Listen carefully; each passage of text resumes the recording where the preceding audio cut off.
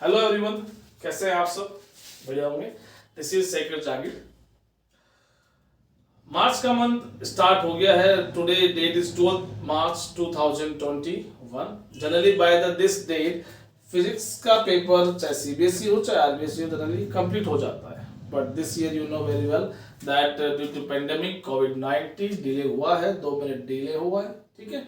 और also thanks to the CBSE, तो उन्होंने इतना टाइम दे दिया है बच्चों को, टीचर्स को टाइम दे दिया है, स्कूल्स को टाइम दे दिया है कि वो अपना सिलेबस है वो ऑफलाइन क्लास के थ्रू जितना हो सके कंप्लीट कर ले।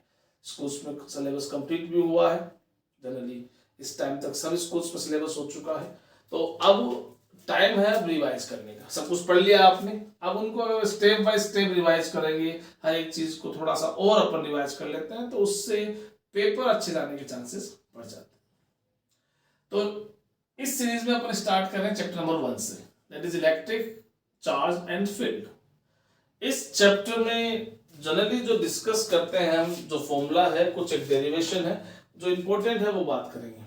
देखिए सिलेबस बड़ा है रिड्यूस होने के बाद भी, बड़ा इन द सेंस अभी के टाइम के according only 1.5 month we have in hand, और इतने कम टाइम में हम कोशिश करेंगे कि जितने हो सके उतने अच्छे डेरिवेशंस, इंपॉर्टेंट डेरिवेशंस, न्यूमेरिकल्स वो हम डिस्कस कर लें।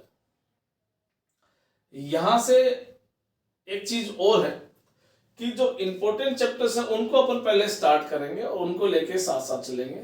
Like chapter number 1, 2, 3, 4, 7, 9, 10, 11, 14।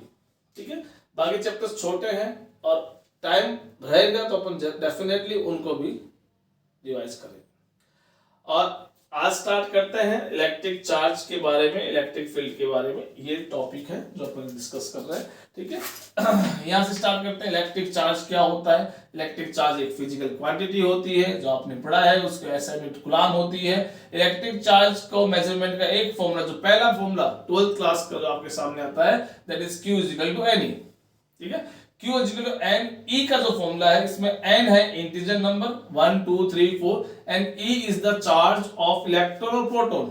जितने भी प्रोटॉन्स ट्रांसफर हुए, इलेक्ट्रॉन्स ट्रांसफर हुए, उनके नंबर आ जाते हैं। ठीक है। और दो चार्जेस हैं, उनके बीच में फोर्स होता है, वो होता है इलेक्ट्रिक फोर्स। तो दो चार्जेस को अगर आप रखते हैं, अगर वैक्यूम में रखा है, तो आपके लिए फॉर्मूला होगा 1/4 pi epsilon naught Q1 Q2 upon R square. और अगर if there is a medium between these two charges, तो उस मीडियम के अकॉर्डिंग उसकी परमिटिविटी आएगी। ठीक है। अभी मैं फिर कह रहा हूं, मैं रिवाइज कर रहे हैं, पूरा डिटेल में नहीं जा रहे हैं। एक बार आपका एग्जाम हो जाए, ठीक है, उसके लिए अपन ये प्रॉपर्ली एक एक चीज को रिवाइज कर लेते हैं। इलेक्ट्रिक फील्ड की बात कर रहा हूं। इलेक्ट्रिक फील्ड क्या होता है? फोर्स अपॉन चार्ज होता है। और by this formula we can calculate the SI unit of electric field, that is newton coulomb inverse. Now next is electric field due to point charge.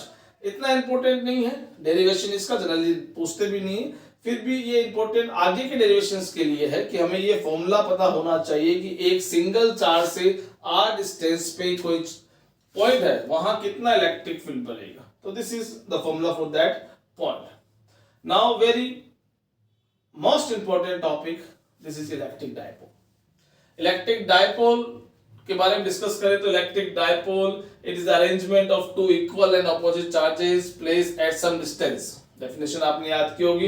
And the strength of electric dipole is measured by the electric dipole moment. And electric dipole moment is what? either charge multiplied by distance between them. I hope you remember the diagram. This is minus q and this is plus q, which is some distance apart from this charge. एक minus Q charge है, plus Q charge है, दो को कुछ distance पे, 2a distance पे अपन इसको place कर दें तो ये अरेंजमेंट क्या बन जाता है?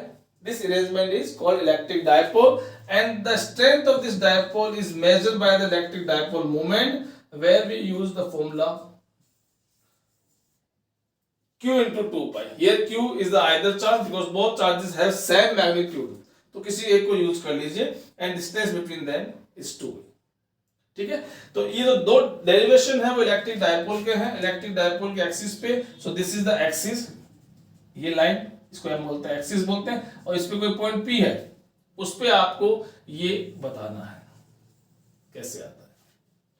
सेकंड थिंग, आप डायपोल के इक्वेटोरियल पॉइंट पे बताना है। इक्वेटोरियल पॉइंट कौन सा हुआ? वो पॉइंट जो दोनों चार्जेस का बिल्कुल सेंटर हो और उस पॉइंट से एक प्लेन पास करो आप।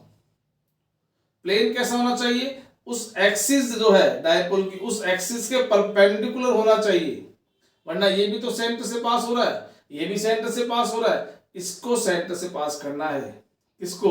जो बिल्कुल परपेंडिकुलर हो to the axis of the dipole. तो यहां से जो पास होगा उसको बोलेंगे equatorial plane, and every point on this plane is known as equatorial point. उसकी वैल्यू, तो उसका डेरिवेशन ये है। ठीक है, अभी हम डेरिवेशन जो स्टार्ट कर रहे हैं बाय द नेक्स्ट वीडियो, वो डेरिवेशन अपन इसका स्टार्ट करेंगे। ठीक है, और इस चैप्टर का सबसे इंपॉर्टेंट टॉपिक है दैट इज गॉस थ्योरम। बड़ा ही इंपॉर्टेंट टॉपिक है ये। जनरली हर ईयर कुछ ना कुछ इससे रिलेटेड आता ही, चाहे आपसे लोए पूछ ले, न्यूमेरिकल आ जाए इसके बेसिस पे। एप्लीकेशन 3 है, लेकिन this year only 2 application we discuss. पहली कौन सी है? एक straight infinite wire and second is plane sheet. ये 2 डेरिवेशन है जो डिस्कस करेंगे अगले वीडियो में। ठीक है, तो अभी अपन स्टार्ट कर लिया है, क्या क्या है हमें करना है, क्या नहीं करना है, तो इन सबको आप रिवाइज कर लेते हैं। ठीक है, और जो इंपॉर्टेंट डेरिवेशंस है, इंपॉर्टेंट फॉर्मूला है, इंपॉर्टेंट न्यूमेरिकल है, उनको ही हम डिस्कस करेंगे। हमें पास टाइम बहुत कम है। ठीक है, thank you so much, thank you.